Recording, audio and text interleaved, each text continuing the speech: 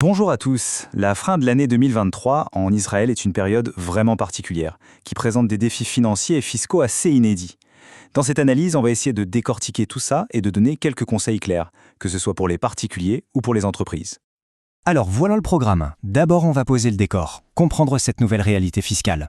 Ensuite, on se penchera sur les défis très spécifiques liés à la guerre. Après ça, on passera au concret, avec des conseils pratiques pour les entreprises, puis on abordera la planification de fin d'année, et on terminera sur les stratégies pour naviguer dans cette incertitude. Allez, on attaque tout de suite. Pour commencer, il faut vraiment comprendre le contexte. C'est la base de tout en fait. Sans ça, impossible de saisir pourquoi une planification financière rigoureuse est devenue absolument vitale. Et voilà, on est en plein dedans. L'incertitude actuelle, elle a un impact direct sur les finances de tout le monde, qu'elles soient personnelles ou professionnelles. Le truc, c'est que les vieilles recettes, elles ne marchent plus. Il faut s'adapter et il faut le faire vite.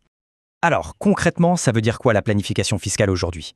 Ce n'est plus juste une histoire d'optimiser ses impôts, pas du tout. Maintenant, les maîtres mots sont la gestion du risque et l'adaptation.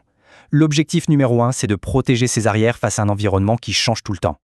Bon, maintenant qu'on a posé le cadre, regardons les défis très concrets. On va voir quelles sont les pressions qui pèsent sur tout le monde, que ce soit les individus ou les entreprises. Le problème, c'est qu'il n'y a pas qu'un seul défi. Ils sont tous liés.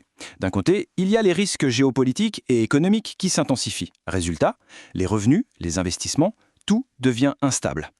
Et comme si ça ne suffisait pas, les lois fiscales pourraient changer du jour au lendemain. Forcément, ça perturbe toute l'activité économique. Et au final, ça aboutit à ce que tout le monde redoute, une pression énorme sur la trésorerie. Heureusement, face à ça, des réponses se mettent en place. Prenons ce chiffre, 4 milliards d'euros. C'est l'enveloppe d'aide que le gouvernement a débloquée pour les entreprises. Ce n'est pas rien. Ça montre bien qu'il y a des filets de sécurité pour essayer d'amortir le choc. Et ça nous amène à un point absolument clé, l'information. Dans un contexte qui bouge tout le temps, il faut être à l'affût. Se tenir au courant des aides, des reports de paiement, ce n'est plus une option, c'est une nécessité. Ces programmes existent, mais encore faut-il savoir qu'ils sont là et comment les obtenir. Allez, on passe au concret. Maintenant, on va voir des actions très pratiques, des choses que les chefs d'entreprise peuvent faire, là, tout de suite, pour stabiliser leur situation. Pour simplifier, on va organiser ça en 3 grands axes. D'abord, la gestion des opérations, ensuite la trésorerie, et enfin, l'accès au soutien disponible. Premier point, donc, les opérations. Le mot d'ordre ici, c'est la flexibilité. Bien sûr, il y a le télétravail quand c'est possible. Mais il faut aussi penser à des choses plus techniques, comme aller relire ses contrats. Est-ce qu'il y a une clause de force majeure? C'est le genre de détail qui peut tout changer. Et puis, il y a les décisions humaines. Des choix souvent difficiles, mais parfois inévitables. Deuxième axe, la trésorerie. On l'a dit, c'est le nerf de la guerre. Une des premières choses à faire, c'est de parler à ses fournisseurs pour essayer de décaler des paiements. C'est une bouffée d'air à court terme. En parallèle, il faut absolument regarder du côté des banques et de l'État. Il y a des prêts spéciaux, des garanties, des dispositifs qui n'existent qu'en période de crise. Et troisième point, l'accès aux aides. Ici, il n'y a pas de secret. Il faut être proactif. Il ne faut pas attendre. Par exemple, pour les réservistes, la demande de remboursement de salaire, il faut la faire tout de suite. Pareil pour les aides économiques. Plus le dossier est préparé à l'avance, plus les fonds arriveront vite. Et cette rapidité, elle peut être décisive. Voilà pour les actions d'urgence. Maintenant, prenons un peu de recul et parlons de la planification fiscale de fin d'année. Parce que, évidemment, cette année, ce n'est pas une fin d'année comme les autres.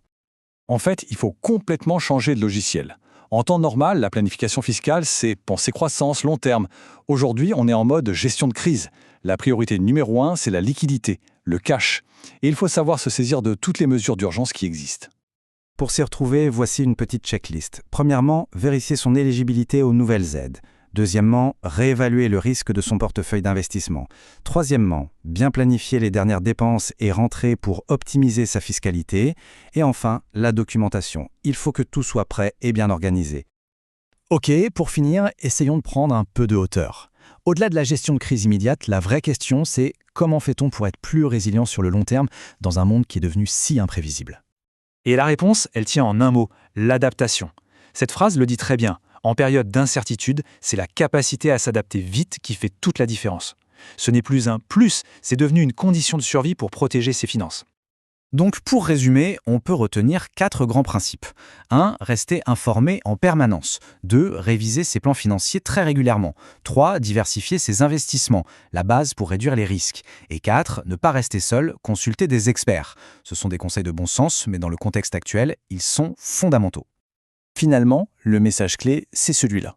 Face au choc économique, la meilleure défense, c'est d'avoir un plan financier qui soit à la fois proactif et flexible. Ce n'est pas en attendant que les choses se passent, mais en anticipant et en s'adaptant qu'on construit une vraie solidité.